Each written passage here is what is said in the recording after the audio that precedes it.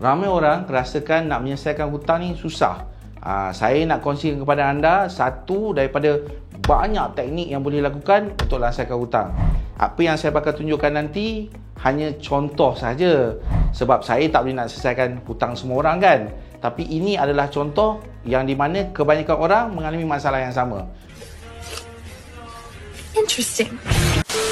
Okey, saya nak tunjukkan sesuatu pada anda. Katakanlah kebanyakan orang ada hutang personal loan. Katakan baki hutang personal loan dia sebanyak RM30,000. Yang mana setiap bulan dia membayar katalah RM700 setiap bulan. Dan mungkin orang yang sama ada hutang kredit kad, yang mana baki hutang kredit kadnya katakanlah RM5,000.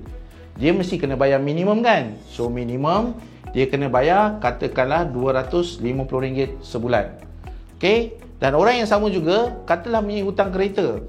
So dia mempunyai hutang kereta yang berbaki katakanlah RM32,000 sebulan, dia kena bayar katalah RM650. Ini sebagai contoh. Ada orang mungkin hanya ada satu hutang dan ada orang mungkin ada lebih daripada 3 hutang.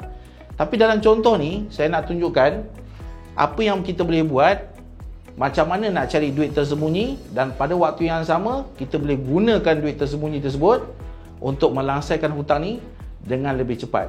Okey, apa yang kita boleh buat adalah kita boleh tukar bentuk-bentuk hutang ni kepada satu bentuk yang lebih mudah untuk kita uruskan. Saya bagi contoh, kita boleh tukarkan kredit kad ini kepada satu personal loan. So kalau kita tukarkan dia kepada satu personal loan, katakanlah baki hutangnya RM5,000, tapi sekarang bayaran bulanannya dah susut menjadi RM50 sebulan. Di sini dia akan ada lebihan sebanyak RM200. Okay, so kita tengok pula personal loan yang dia sedia ada. Oleh kerana hutang kredit kad ni dah selesai dan ditukar bentuk kepada personal loan, dia boleh pergi kepada bank sedia ada. Katakanlah ini Maybank ke, Bank Rakyat ke, M-Bank ke, tak kisahlah bank apa. Dia boleh tukar ataupun dia boleh mengecilkan baki hutang sedia ada dan menarik ataupun menambah tempoh personal loan tersebut. So dengan kata lain, kalau baki hutang personal loan RM30,000, bayar bulanan dia RM700, mungkin dia boleh tukarkan ianya kepada 10 tahun. Jadi bayaran bulanan ini akan kecil menjadi sekitar RM350 sebulan. Jadi di sini dia akan ada lebihan RM350.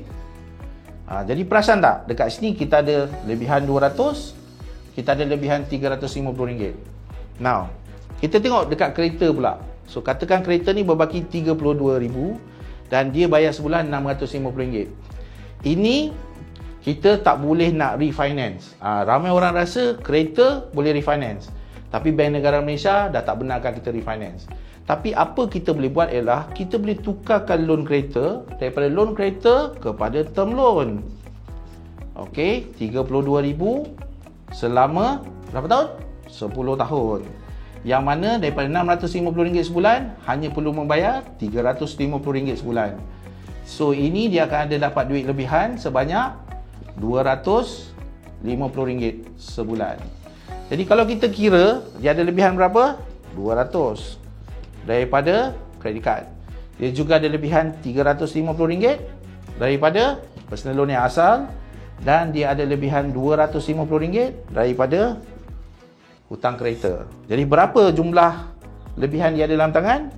200, 350, RM550 campur dengan RM250, dia ada lebihan sebanyak RM800 sebulan. Nah, sekarang dia dah jumpa duit tersembunyi je bernilai RM800. So apa dia boleh buat? Dia boleh gunakan RM800 ni, kalau dia simpan selama 10 bulan, dia akan dapat RM8,000. So RM8,000 ni kita boleh gunakan untuk menyelesaikan kredit kad asal yang sudah bertukar bentuk kepada personal loan. Jadi dia dah ada jimat RM50. Bulan ke-11 dia ada apa? Dia ada RM8,000 tolak RM5,000, ada lebihan sebanyak RM3,000 campur dengan ekstra RM50, maknanya dia boleh menyimpan RM850 sebulan. So dia ada RM850 sebulan dan juga ada lebihan RM3,000. Jadi kalau kita teruskan lagi selama 10 bulan akan ada lebih kurang RM8,500. Campur dengan RM3,000 akan ada lebihan sebanyak RM11,500. RM11,500 boleh digunakan untuk sama ada untuk mengecilkan hutang personal loan awal dia daripada baki RM30,000 tolak dengan RM11,500. So RM30,000 tolak RM11,500 sebagai contoh. Okey, dia boleh ambil RM30,000 daripada baki hutang sedia ada. Bagaimanapun ini cuma jumlah kasar sebab selepas 10 bulan RM30,000 ni sebenarnya dah susut. Tapi kalau kita ambil angka RM30,000 tolak RM11,500, dia berbaki cuma RM18,500. Okey, jadi dalam tempoh masa 10 bulan pertama dah lansai kredit card, 10 bulan berikutnya dah kurangkan lebih daripada separuh daripada personal loan dia asal. Dan kalau dia teruskan lagi buat benda yang sama 10 bulan kemudian, dia akan juga ada lebihan sebanyak RM11,500 dan baki RM18,000 ni dah susut. So saya boleh anggarkan sekitar mungkin 12 ke 13 bulan dia punya personal loan ni pun dah selesai.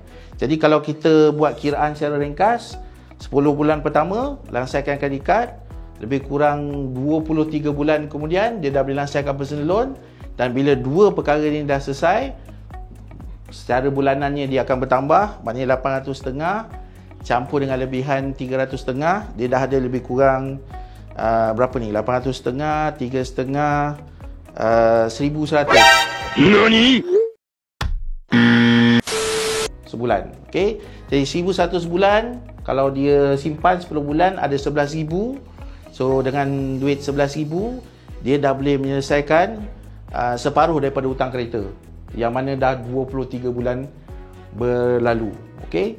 Jadi ini merupakan kaedah mudah yang kita boleh buat. Siapa-siapa pun boleh buat. Hanya dengan menstrukturkan semula hutang sedia ada.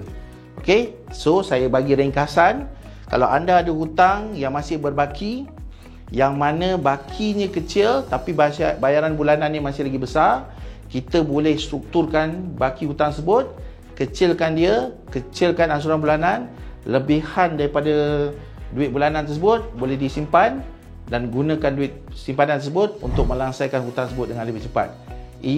Cara ini lebih cepat berbanding dengan hanya menurut tempoh yang diberikan oleh bank.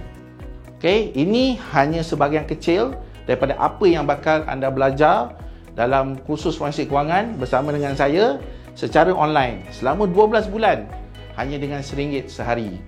Anda dah lihat tadi bagaimana dengan hanya satu teknik kita bukan saja dapat mengurangkan hutang, malah dapat duit lebihan untuk kita buat simpanan. Jadi jangan berlengah dan tunggu lagi. Sila klik butang yang ada dalam laman web ni dan sertai saya, Zaidi Ismail, dalam kursus forensik kewangan.